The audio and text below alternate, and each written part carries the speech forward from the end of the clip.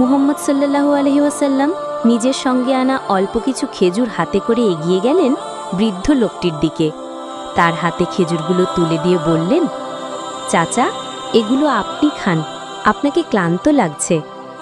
বৃদ্ধ লোকটি বিস্ময় ভরা চোখে তাকিয়ে বললেন, বাবা, তুমি তো নিজেও শিশু, তবু আমার জন্য নিজের খেজুর দিলে কেন?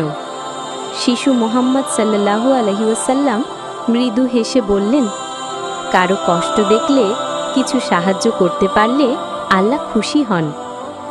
বৃদ্ধ লোকটির চোখে পানি চলে এলো। তিনি মাথায় হাত বুলিয়ে বললেন, তুমি একদিন অনেক বড় হবে বাবা।